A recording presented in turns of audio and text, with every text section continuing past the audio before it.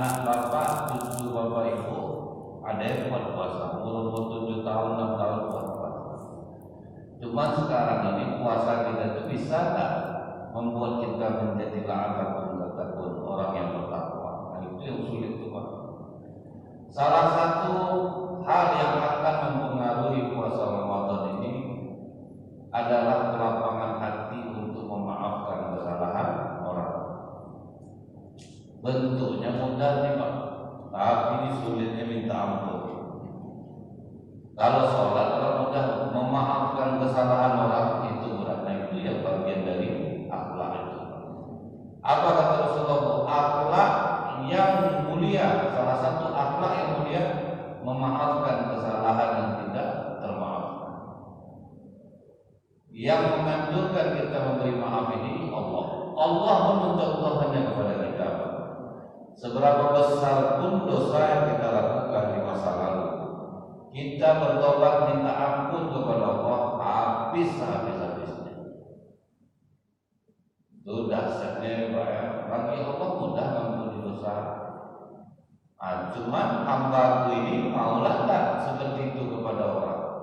Allah Pak, kalau kita lihat di dalam hadis qudsi, bagaimana mungkin Bapak Ibu pernah mendengar orang yang Bani Israel yang banyak dosa dan kesalahannya, gara-gara dia sendiri yang berbuat dosa, saking banyak dosa dia itu, sampai hujan ditahan oleh Allah. Berapa parahnya kira-kira dosa yang dibuat?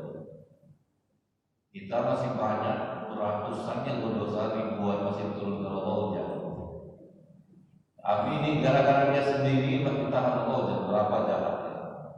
Orang itu belum tahu Pak, siapa lah kira-kira ini orangnya. Cuman apa kata Bani Israel? Musa, ajaklah kami ke tengah lapangan beramai-ramai. Pimpin kami berdoa kepada Allah agar Allah turunkan hujan untuk kami. Semangat Nabi Musa, dibawa Bani Israel beramai-ramai ke lapangan. Dipimpin oleh Nabi Musa berdoa, ya Allah, sudah lama hujan tidak Engkau turunkan. Tumbuhan kami sudah tidak menghasilkan lagi. Ternak kami banyak yang mati ya Allah. Sumber air kami semakin jauh. Sudah cukup lama ya Allah. Kami memohon kepada turunkan hujan untuk kami. Ditunggu beberapa saat. Ini Nabi Musa yang berdoa ini makin panas hari Pak. Mendung pun tidak dikabulkan oleh Allah. Mendung pun tidak dikabulkan oleh Allah. Nabi Musa kembali berdoa, ya Allah, sudah hinakah diriku di sisimu sampai aku yang meminta kau tidak kabulkan. Agak emosi Nabi Musa. Di antara deretan Nabi dan Rasul yang paling temperamen adalah Nabi Musa alaihissalam, karena umatnya adalah Bani Israel. Itu masalah. Nabi yang paling banyak mukjizatnya Nabi Musa, sampai 12 mukjizatnya, karena yang dihadapinya Bani Israel. Ngeri memang pandelnya Bani Israel itu memang luar biasa. Jadi apa kata Rasulullah? Ketika aku Isra, Nabi yang paling sinis kepadaku adalah Nabi Musa.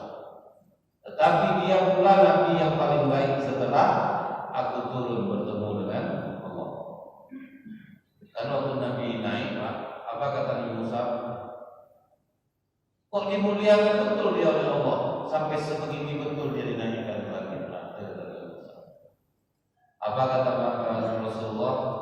Jibril, siapa dia? Dia Musa ya Rasulullah. Kok berani betul dia menyalahkan Allah? Kata malaikat Jibril, Allah udah maklum dengan sifat kerasnya. Allah aja maklum. Itulah kerasnya Nabi Musa.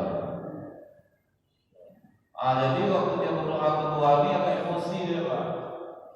Sampai aku yang minta tidak kau kabulkan ya Allah. Nah, di antara Nabi dan Rasul ada Nabi Musa yang Allah langsung bercakap-cakap dengan dirinya tanpa melalui malaikat Jibril. Itu pula keistimewaan Nabi Musa. Apa kata Allah kepada Nabi Musa? Wahai Musa,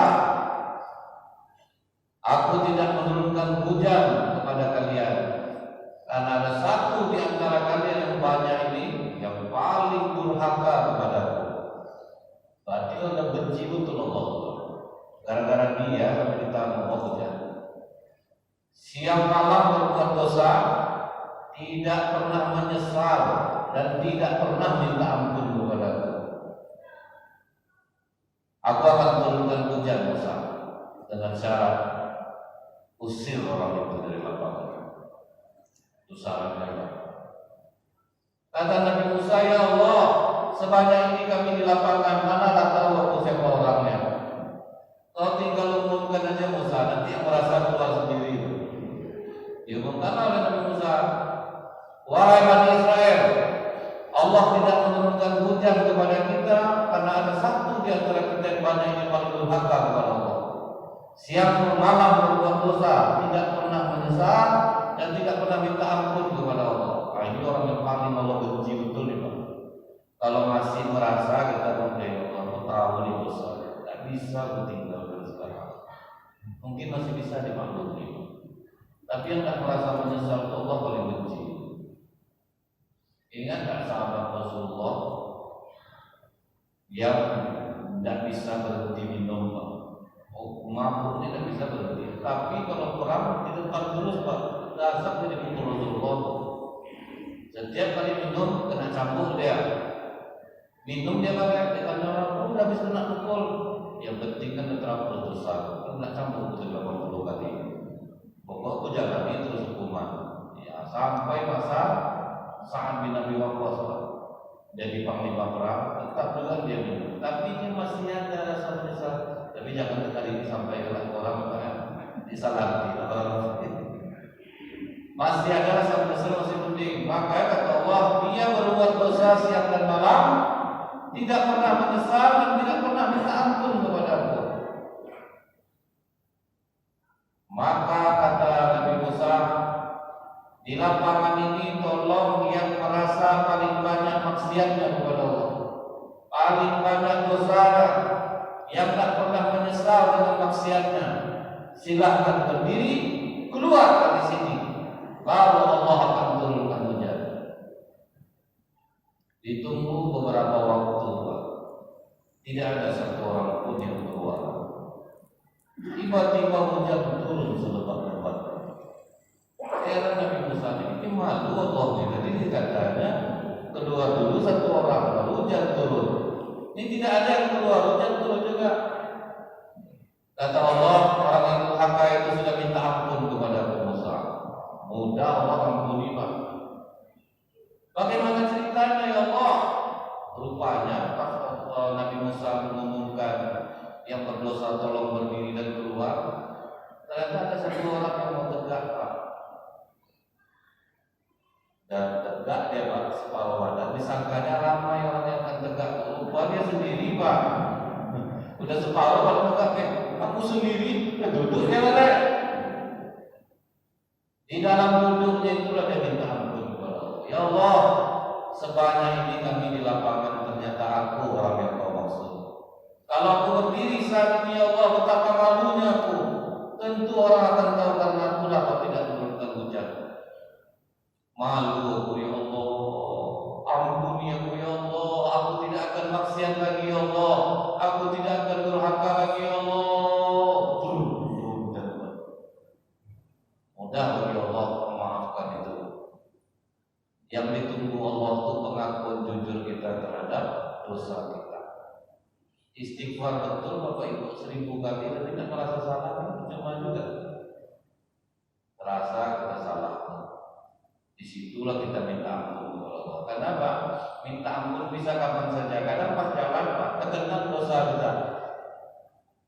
Bisa itu astagfirullahaladzim, ampun ya Allah, dosa betul. Aku pernah menzalimi Allah. Jadi di mana saja bisa. Ini istighfar itu banyaknya. Kadang sampai pegang tasbih itu gunjing ya juga Pak. Astagfirullahaladzim. Tidak tahu kakak suami saya pada pulang masa iya? Astagfirullahaladzim. Tasbih tangan juga. Yang bergunjing tidak berhenti. Kadang bawa nama Allah, di masjidnya kakak engkau menjelekkan orangnya, hari-hari orang lain. Maka tidak gaya azab orang menjelekkan. Kemudian Pak, apa kata Nabi Musa? Ya Allah, bolehkah aku tahu siapa orangnya?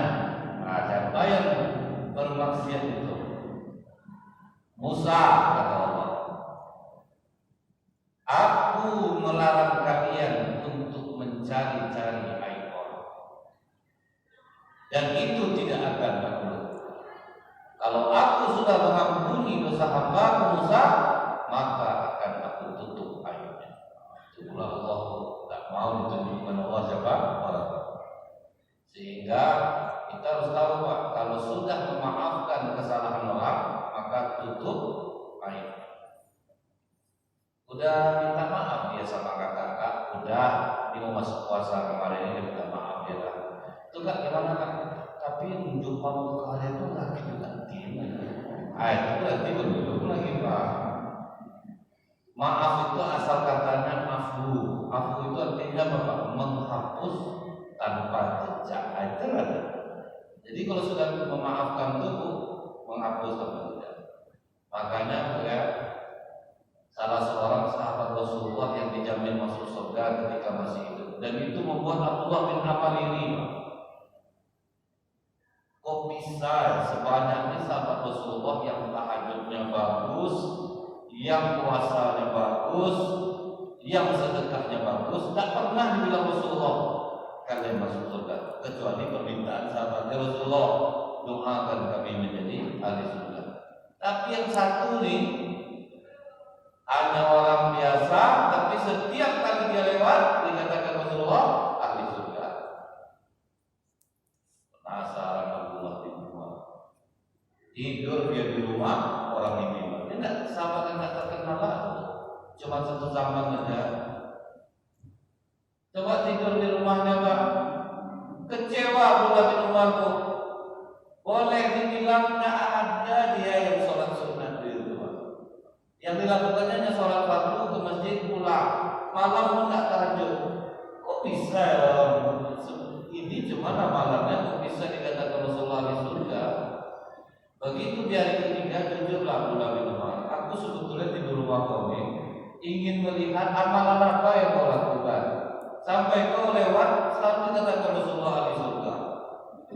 Kata orang ini, amalan itu sebagaimana yang kau lihat, cuman aku sebelum tidur, aku ingat orang-orang yang menyakiti aku. Ya Allah, aku maafkan mereka semua ya Allah.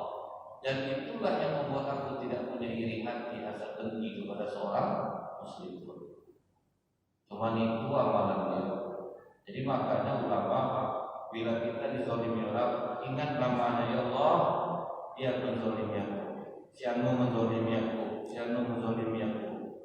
Aku maafkan mereka semua karena ya Allah, dan karena ini ampunilah segala dosa-dosa. Kita ini kan pernah juga menzalimi orang, cuman kadang kita tak sadar kita menzalimi orang.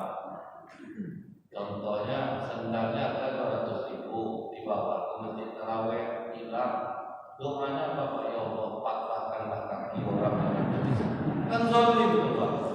Sendal 200 orang mati doakan, patah kaki orang. Kita ini semua pasti pernah berlaku zalim, pasti kita juga akan dituntut nanti. Ini sepeda dituntut Pak. Ingat orang-orang yang menzalimi kita, maafkan mereka semua. Katakan pelan-pelan, aku sudah maafkan dia ya Allah. Itu yang membuat sahabat yang datang Nabi menjadi ahli surga. Nah itu yang berat, bentuknya mudah. Mari kita saling maaf-maafkan. Kadang tahan dia Pak, ditunggunya musuhnya itu masih sesat dulu, udah masuk hotel lagi di situ. Dan akan mau duduk di samping itu Pak. Besaran itu kelangkaukan itu. Itulah yang nanti kita pemaaf itu berat Pak. Jadi itulah akhlak yang mulia itu adalah pemaaf. Siapa lagi mencontohkan Pak? Rasulullah yang karena pemaaf beliau inilah maka dikatakan Allah wa innaka la'ala khuluqin azim. Sesungguhnya engkau Muhammad memiliki akhlak dan budi pekerti yang membuat orang banyak tertarik dengan Islam adalah akhlak Rasulullah SAW. Contoh peristiwa yang paling menggemparkan itu ketika Ummul Mukminin Aisyah dituduh berselingkuh dengan Safwan bin Mu'adh. Itu peristiwa yang paling mementingkan rumah tangga Rasulullah. Hampir hancur rumah tangga Rasulullah. Sepulangnya dari perang Bani Mustalik,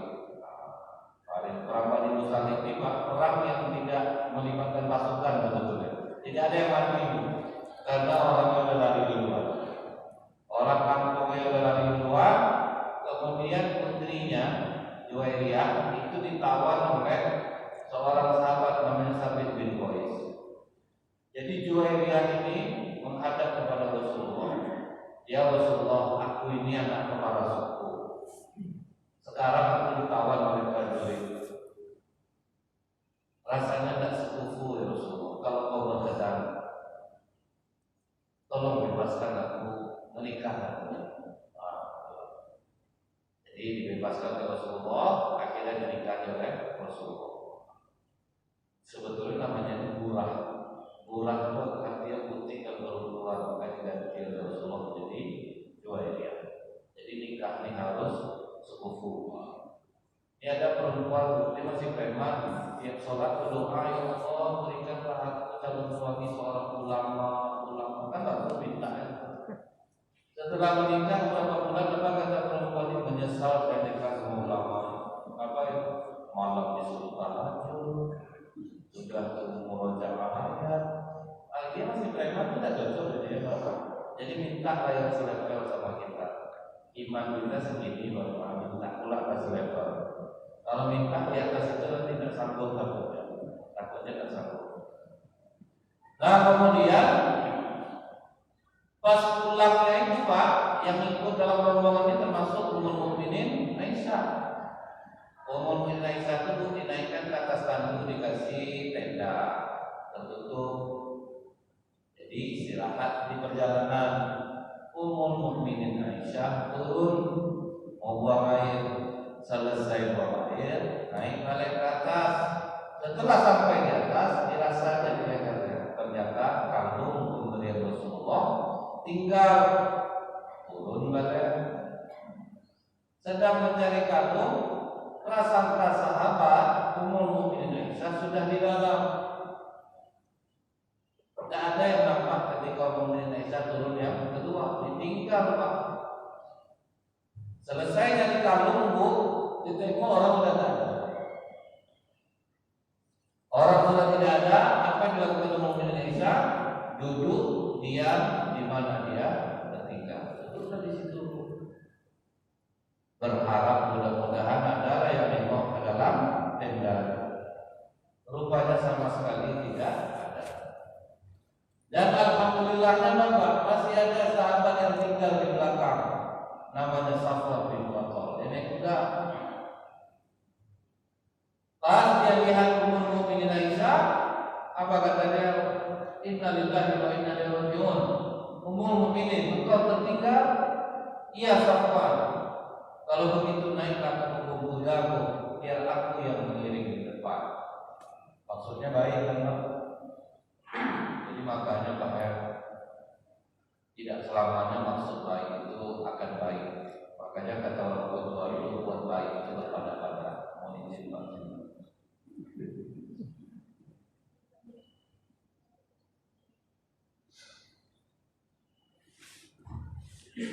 Bapak pas lewatlah di depan jalan Pandau. Nampak bapak istri tetangga, maksud bapak baik tidak. Tapi bagi suaminya bapak tidak kelihatan Pak. Nah, jadi maksud bapak baik. Jadi makanya hati-hati, banyak bonceng-bonceng istri orang berendah. Kamu suaminya nih Pak. Bentuknya sepele. Apalagi nampak sepatu anak tetangga robek, jangan coba-coba membelinya Pak. Maksud kita baik, bisa tersinggung orang tua ya. Jadi makanya berbuat baik itu berpada-pada. Dipikir betul dulu. Kadang maksud kita baik, tapi tersinggung orang nanti Pak. Jadi ditengok-tengok betul dulu. Ini kan tersinggung orang masalahnya kan kalau kita buat baik seperti ini. Kadang manusia ini dia gampang Pak, kena hatinya. Kemudian dibawalah oleh Safwan bin Mu'attal Pak. Ada tidak naik ya? Karena dia di bawah ini. Begitu sampai di Madinah, apa kata Abdullah bin Ubay bin Salul? Selingkuh Aisyah dengan Safwan. Pantas dia turun tadi. Turun pertama itu mereka janjian. Naik balik, kita tidak tahu dia balik. Selingkuh dia sama Safwan. Terus sebar lalu berita kemana-mana.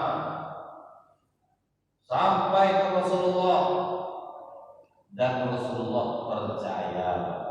Bayangkan hebatnya ya. Abdullah bin Ubay bin Salul ini ya, sholat jamaah pernah ikut, tapi dia benci betul dengan Rasulullah. Karena apa? Kalaulah Rasulullah tidak hijrah ke Madinah, dia mau jadi raja di Madinah. Gara-gara Rasulullah hijrah ke Madinah, tidak jadi raja, jadi dia menyimpan, Pak. Jadi dia masuk Islam, dia rajin sholat, tapi dia memang sibuk mengadu-ngadu orang aja dia, Pak. Apa kata para ulama? Kita tidak perlu takut dengan orang jahat, karena kalau orang jahat nampak dia jahatnya, kita pasti menghindarinya. Yang perlu kita takut itu orang pura-pura baik. Dia sholat juga, cuma dia suka mengadu domba. Ada aja satu orang yang macam Abdullah bin Ubay bin Salul di masjidnya hancur masjid di Bogor. Bapak Ibu, kurban kita tahun ini 2.500, setuju. Itu dia yang berisi. Aku macam tak tahu lah ketua. Ini kan banyak fee sekali di samping itu berapa? Dia lah yang masuk, itu dia rapat tak di belakang. Itu yang tipe-tipe Abdullah bin Ubay bin Salul. Jadi ya, begitu sudah tersebar kemana-mana berita ini sampai ke Rasulullah juga. Rasulullah saking gundahnya itu ya, sempat mengajak Ali dan Abdullah bin Rawaha untuk musyawarah. Ali, menurut kau Aisyah ini selingkuh dan sama-sama? Kata Ali, tidak mungkin ya Rasul. Aisyah ini putri orang baik, tidak akan mungkin dia melakukan perbuatan keji. Kalau kau Abdullah bin Rawaha, kalau ingin tahu betul ya Rasulullah, tanya ada siapa yang paling dekat dengan Aisyah? Pembantunya Barah namanya. Panggil Barah, coba tanya sama Barah. Dipanggillah Barah.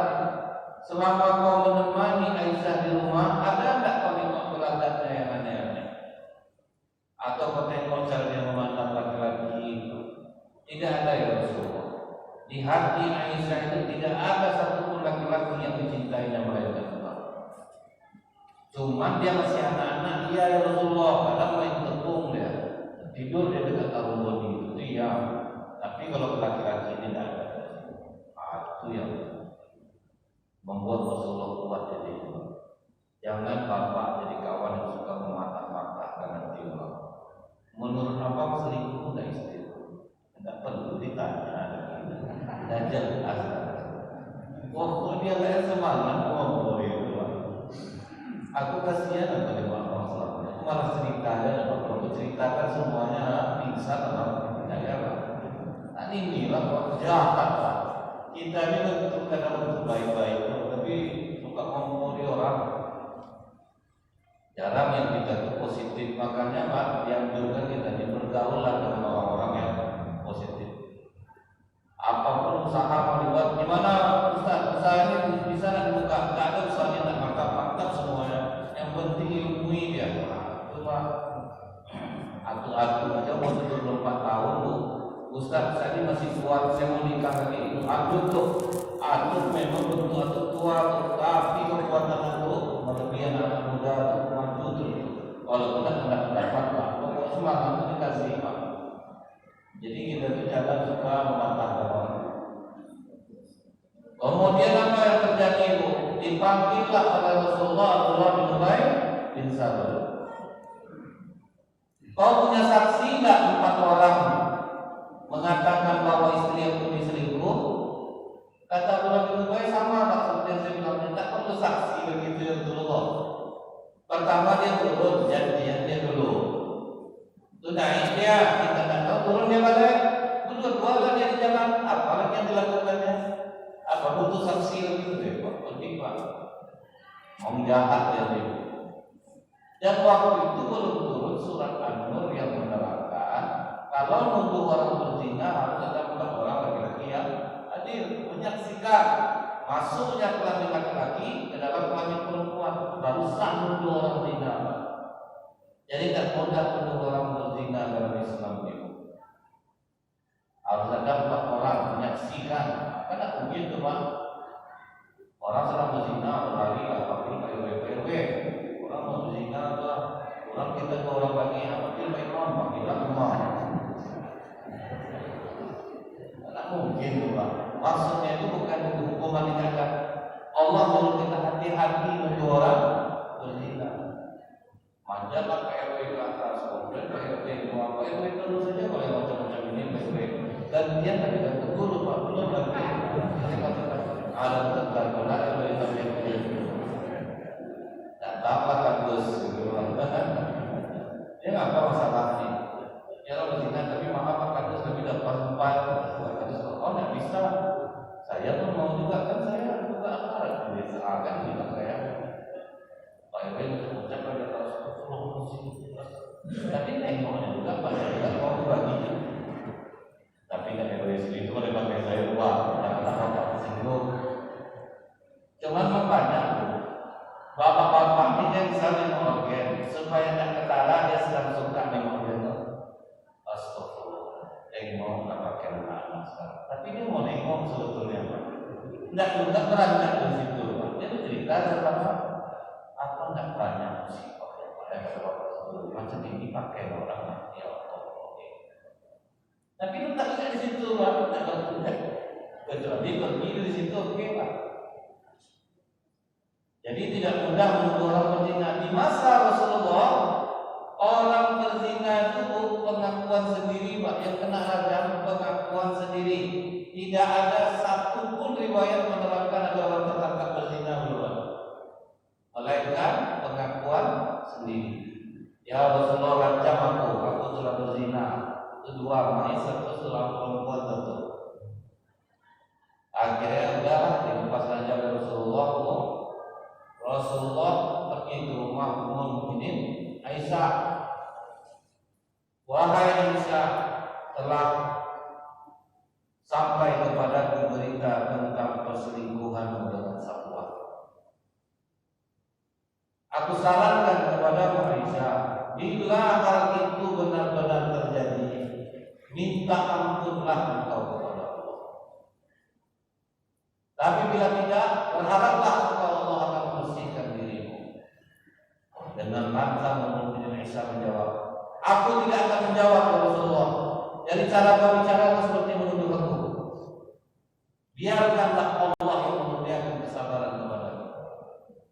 Artinya kalau istri benar, dia boleh marah kepada suaminya. Jadi ibu-ibu yang bertahan selama ini balik ke sini marah kepada bapak. Kadang laki-laki ini tertiba, dia memanfaatkan hati istri yang sebelah jauh. Istri tidak boleh membantah suami, istri tidak boleh melawan kepada suami. Ini Islam Pak. Yang tidak boleh melawan itu agama Hindu, baru tidak boleh melawan kepada suami sekalipun suami salah. Dalam Islam, istri benar, istri boleh marah. Orang Umar mengadu kepada Umar bin Khattab. Jadi ada seorang suami diamuk sama istrinya, kaget istrinya melawan suami. Berani kau melawan apa? Kayak tengok kau kadu kan kau dengan Umar bin Khattab. Ngadulah kata istri, dan takut aku. Bila ke rumah Umar semangat jalan sampai di pintu rumah Umar bin Khattab. Dengar dia Umar bin Khattab sedang kena amukan sama istrinya. Sama aku. Dia pas berbalik Umar bin Khattab buka pintu. Kata Umar bin Khattab, kau mau ke sini? Ya kata Pak, mau ngapa? Rencana mau ngadu, aku kena marah sama istriku. Lupa sampai sini mendengar kau kena marah sama istri. Kata Umar ya, istri kita ini kadang dia capek, wajar dia marah.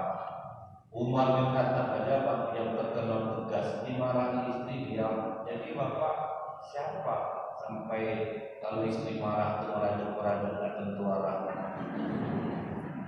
Udahlah salah merajuk Pak. Saya wallahi Pak, saya memang pesan ke istri saya, kalau saya marah dan saya salah, tolong saya dibantah, bantah ya.